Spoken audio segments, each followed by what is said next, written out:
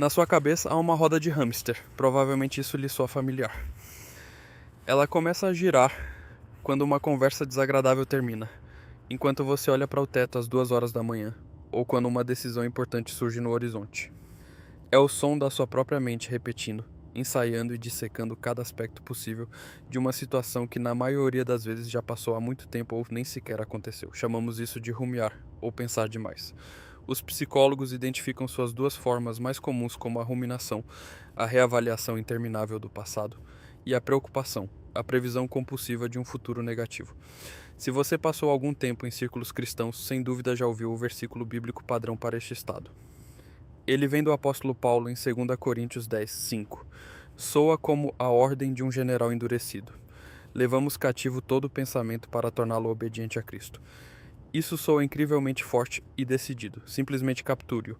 Coloque algemas em seus medos. Force suas preocupações a se submeterem.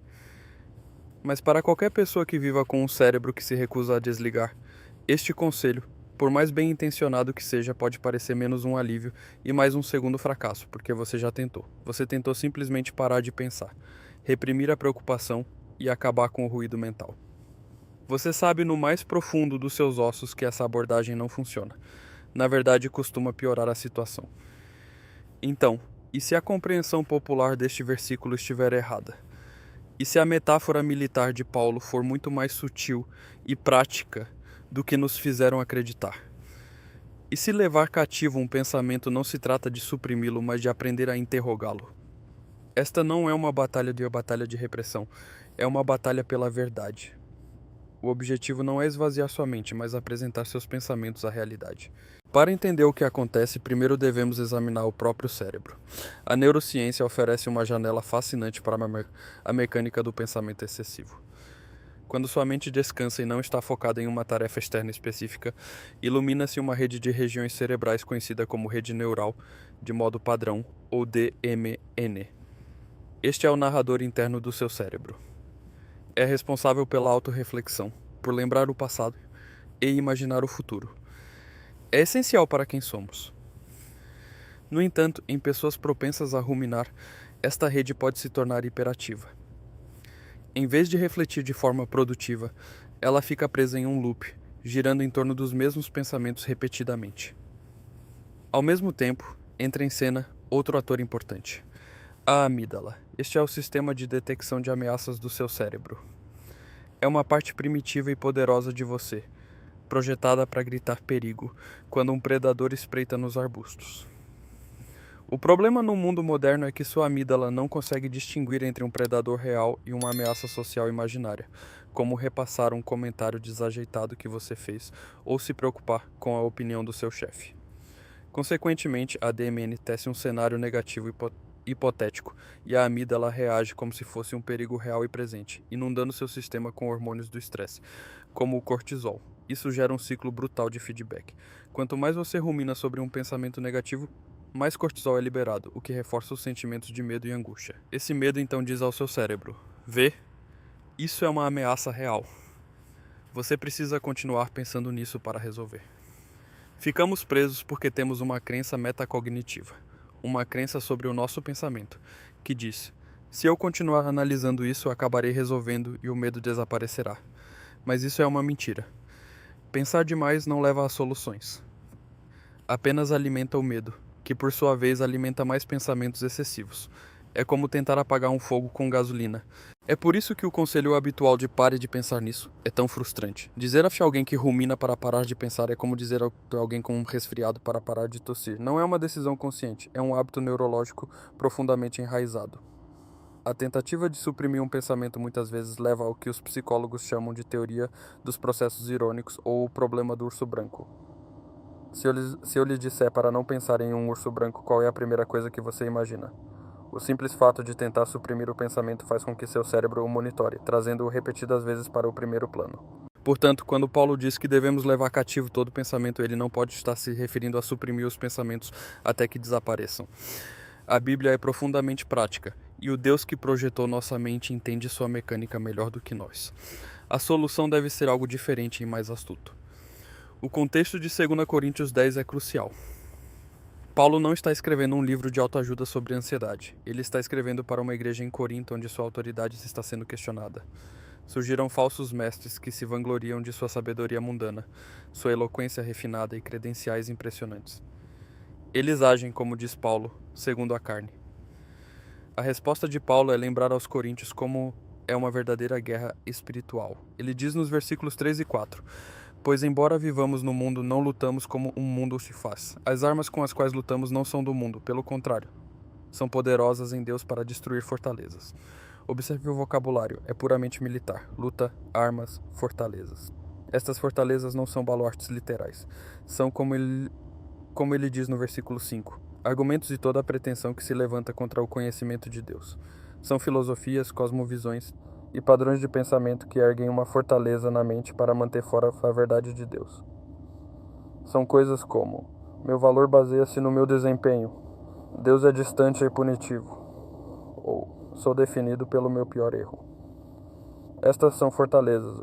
Neste contexto, ele dá a ordem: levamos cativo todo pensamento para torná-lo obediente a Cristo.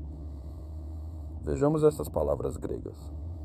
A expressão levar cativo vem de uma única palavra grega, aishmalotisontes.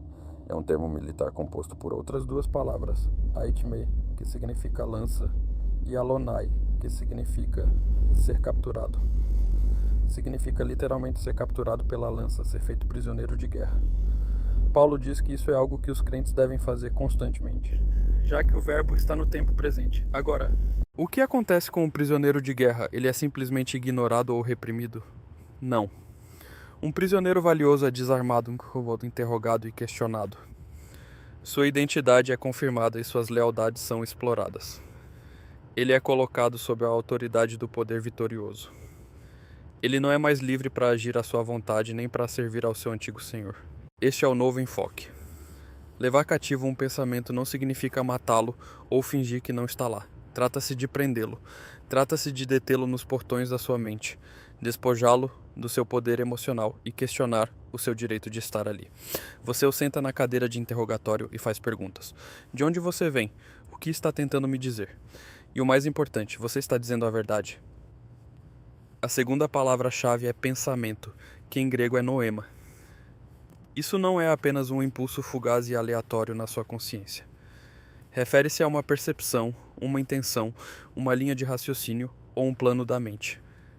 É um pensamento estruturado, um argumento que a mente apresenta. Devemos levar cativo cada um desses argumentos mentais ou conclusões lógicas.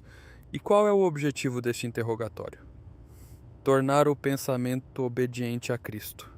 A palavra para obediência aqui é hipakoi, que significa ouvir sob autoridade. Não se trata apenas de conformidade comportamental. Trata-se de alinhar o pensamento com uma verdade superior. Um pensamento torna-se obediente a Cristo quando é medido em relação à realidade de quem Cristo é, o que ele fez e o que ele disse. Portanto, o quadro completo que Paulo pinta é este: um pensamento hostil, um argumento contra Deus. Aproxima-se dos muros da sua mente. Em vez de deixá-lo entrar para causar estragos, e em vez de apenas fingir que ele não está lá, você age como um soldado de Cristo. Você o detém, coloca-o sob custódia e o interroga sob a autoridade suprema, o caráter e a palavra de Deus. Não se trata de repressão, trata-se de exame. É aqui que a fé antiga e a terapia moderna descobrem que falam uma linguagem muito semelhante. Uma das técnicas fundamentais da terapia cognitivo-comportamental, TCC, é a chamada reestruturação cognitiva ou disputa. É o processo de identificar um pensamento automático negativo, avaliar as evidências a favor e contra ele e, em seguida, substituí-lo por um pensamento mais equilibrado e realista. Um terapeuta pode pedir que você trate seu pensamento como uma hipótese em um experimento científico. É realmente verdade? Que evidência o apoia? Que evidência o contradiz? Isso é, em sua essência, uma forma secular do que Paulo descreve. É o trabalho prático de interrogar um pensamento. Suponhamos que o pensamento seja: estraguei completamente esta apresentação. Todo mundo pensa que sou um idiota, vou ser demitido. Isso é um noema, uma linha de raciocínio. A abordagem de repressão seria dizer: não pense assim, pense positivo, pare com isso. O que, como sabemos, não funciona. A abordagem de levar cativo parece diferente. Você prende o pensamento. Você diz: espere um momento. E começa o interrogatório. Primeira pergunta: É 100% verdade que falhei completamente, ou houve partes que correram bem enquanto uma foi fraca. Segunda pergunta: tenho provas reais de que todo mundo pensa que sou um idiota, ou estou fazendo leitura de pensamento? Alguém disse algo realmente, ou estou presumindo do que pensam pela sua expressão facial? Terceira pergunta: qual é a prova objetiva real de que serei demitido? Meu chefe disse algo. Já recebi alguma vez uma avaliação de desempenho ruim? Ou isso é catastrofização, saltar para o pior resultado possível? Você submete o pensamento a um contra-interrogatório. Desmonta o argumento que ergueu contra o conhecimento da realidade. Aqui é onde o mandato bíblico vai além da terapia. A instância final na T. CC é o pensamento equilibrado e realista. A instância final para o crente é a obediência a Cristo. Não perguntamos apenas se um pensamento é realista, perguntamos se ele concorda com a realidade definida por Deus. Então, o interrogatório continua. Este pensamento que me enche de vergonha e medo está em sintonia com o caráter de um Deus que diz em Romanos 8:1. Portanto, agora já não há condenação para os que estão em Cristo Jesus? Este pensamento que diz que meu valor está ligado a um único desempenho está submetido à obediência da verdade de Cristo que diz que meu valor foi selado na cruz?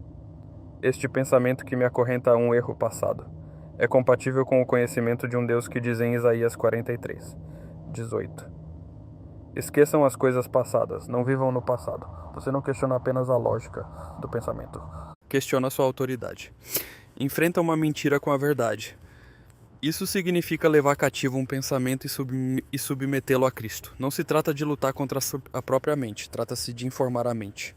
Se você já se encontrou em uma espiral de pensamentos negativos, sabe o quão poderosos e convincentes eles podem parecer. Este é o momento de passar para a sua ofensiva. Não com repressão, mas com as Escrituras. Encontre os versículos que falam diretamente contra a mentira que sua mente está lhe contando. Se o pensamento for sobre medo, leve Hebreus 13:6 para a sala de interrogatório. O Senhor é o meu ajudador, não temerei. O que me pode fazer o homem? Se o pensamento for sobre a vergonha de um pecado passado, traga 1 João 1:9. Se confessarmos os nossos pecados, Ele é fiel e justo para nos perdoar os pecados e nos purificar de toda injustiça. Você substitui ativamente as mentiras do inimigo pela verdade de Deus. Derruba a fortaleza. Esta não é uma solução única. Paulo usa um particípio presente, o que implica que esta é uma prática contínua, momento a momento. É um hábito que deve ser formado. Uma habilidade que deve ser aprendida. Cada vez que um pensamento hostil aparece na porta, ele deve ser desafiado. Talvez você pense, isso parece exaustivo. E no início você está criando novas vias neurais. Está reprogramando sua rede neural de modo padrão para que ela gire em torno da verdade, em vez de mentiras. Mas com cada pensamento que você interroga, com cada mentira que você expõe, os argumentos do inimigo perdem um pouco mais de seu poder. As fortalezas começam a desmoronar. Se você descobrir que a batalha pela sua mente é esmagadora, buscar a ajuda de um terapeuta ou conselheiro com base bíblica pode ser um ato de profunda sabedoria. Eles são treinados para ajudá-lo a identificar os argumentos específicos que se instalaram na sua mente e podem equipá-lo com as ferramentas para desmontá-los um a um. A luta não consiste em ter uma mente livre de pensamentos intrusivos. A luta consiste em não deixar que esses pensamentos governem. A vitória consiste em saber quais pensamentos prender e a quais obedecer. Uma vez ouvi uma história sobre um experiente fotógrafo de paisagens. Ele passou semanas em um deserto remoto e acidentado, esperando pela luz perfeita para capturar uma única formação rochosa e cônica. Ele acordava antes do amanhecer, caminhava no frio glacial, montava seu equipamento pesado e esperava. Na maioria dos dias a luz era plana e sem graça. O céu era de um cinza pálido e desbotado. Nada funcionava. Um fotógrafo mais jovem e impaciente que estava com ele ficou frustrado. "Não há nada aqui", disse ele. "Isso é uma perda de tempo. As condições são terríveis." O fotógrafo veterano apenas sorriu e apontou sua lente para a rocha. "A rocha sempre está lá", disse ele. "O que muda é a luz. Meu trabalho não é criar uma nova rocha. Meu trabalho é estar preparado para que, quando a luz verdadeira finalmente a tocar, eu possa capturar a realidade do que esteve aqui o tempo todo." Nossa mente pode parecer aquela paisagem desértica em um dia cinzento. O pensamento excessivo, a ansiedade, a ruminação é como uma luz cinza plana que cobre tudo e faz com que pareça sem esperança e hostil. Nossos pensamentos nos dizem que não há nada de bom aqui, que tudo é apenas rocha feia, e acreditamos neles. Nos perdemos na desolação. Levar cativos nossos pensamentos não significa fingir que a rocha não está lá. Não se trata de nos convencermos de que um deserto é uma floresta exuberante. Trata-se de aprender a distinguir entre a rocha e a luz. O pensamento intrusivo é a luz cinza e plana. É um estado temporário e uma percepção distorcida. A verdade sobre o caráter de Deus, suas promessas e seu amor imutável. Essa é a rocha. Essa é a realidade que sempre está lá, quer a sintamos ou não. Nosso trabalho é parar de focar na qualidade da luz e, em vez disso, focar novamente a lente da nossa atenção na rocha, enquanto esperamos que a luz verdadeira de Cristo revele o que tem sido verdade o tempo todo. Como colocamos isso em prática agora? Como se parece no dia a dia tornar-se um soldado que vigia habilmente a porta da mente? Aqui estão 3 coisas que fluem desta compreensão mais profunda. Primeiro, aprenda a ser um observador atento dos seus pensamentos, não um participante neles. O primeiro passo para levar cativo um pensamento é notar que ele chegou. Esta é uma prática que muitos terapeutas chamam de defusão cognitiva. Em vez de estar dentro do pensamento, sou um fracasso, aprenda a dar um passo atrás e rotulá-lo. Estou tendo o pensamento de que sou um fracasso. Essa simples mudança linguística cria um espaço minúsculo. Separa você do pensamento. Você não é o seu pensamento. Você é quem percebe o pensamento. Este é o momento da prisão. Não se pode prender um pensamento se nem sequer se percebe que ele entrou sem permissão. Portanto, pratique fazer pausas ao longo do dia. Pergunte a si mesmo: o que minha mente está me dizendo agora? Apenas observe-o sem julgamento. Esse é o primeiro passo para retomar o controle. Depois vem o interrogatório propriamente dito. Uma vez que você notou e nomeou o pensamento, precisa de um conjunto padrão de perguntas para lhe fazer. Filipenses 4:8 oferece o filtro divino perfeito. Paulo escreve: finalmente, irmãos, tudo o que for verdadeiro, tudo o que for nobre, tudo o que for correto, tudo o que for puro, tudo o que for amável, tudo o que for de boa fama, se houver algo de excelente ou digno de louvor, pensem nessas coisas. Você pode transformar isso em sua lista de verificação para o interrogatório. Quando surgir um pensamento ansioso ou autocrítico, pergunte a ele: você é verdadeiro? Você é nobre? Você é correto? Você é puro? Um pensamento como provavelmente pareço muito chato para eles falha imediatamente. Não é verdadeiro. É uma suposição. Não é nobre. Está enraizado no medo. E certamente não é amável nem de boa fama. Ao passá-lo por este filtro, você o expõe como um impostor que não tem o direito de influenciar suas emoções ou ações. Finalmente, preencha o espaço de forma proativa. Uma mente não é um vácuo. Não basta expulsar as mentiras. Devemos preencher nossa mente conscientemente com a verdade. Paulo diz que o objetivo é tornar nossos pensamentos obedientes a Cristo. Isso significa que precisamos saber o que Cristo diz. Se sua mente é uma fortaleza, então o tempo nas Escrituras, na oração e na reflexão sobre o caráter de Deus é a forma como você abastece sua fortaleza. É assim que você arma seus soldados. Se você passar mais tempo mergulhando na verdade do Evangelho do que nos seus próprios medos, começará a mudar a configuração padrão da sua mente. A rede neural, de modo padrão, começará a girar em torno da fidelidade de Deus em vez das suas ansiedades.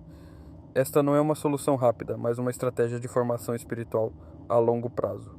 Está transformando sua mente, como diz Romanos 12:2, para que a verdade lhe pareça mais natural do que a mentira. Levar cativo todo pensamento não é um dever sombrio de autoflagelação mental. É a arte libertadora de se recusar a ser enganado. É a capacidade de se familiarizar tanto com a voz do pastor que se reconhece imediatamente a voz do estranho. Não se trata de ganhar uma discussão contra si mesmo. Trata-se de deixar que a verdade de Deus ganhe a discussão por você. Seus pensamentos não são seu senhor. Eles podem parecer barulhentos, poderosos e convincentes, mas não são a realidade última. A realidade última é a rocha, e a rocha é Jesus Cristo. Se esta exploração da mente mudou a forma como você vê a roda de hamster dos seus pensamentos, inscreva-se no nosso canal e deixe um gostei neste vídeo. Dedicamo-nos a descobrir as verdades profundas que ajudam a desmantelar as fortalezas da mente. Junte-se a nós enquanto continuamos a ancorar nossas vidas na realidade última. O próximo tesouro de sabedoria se abrirá em breve.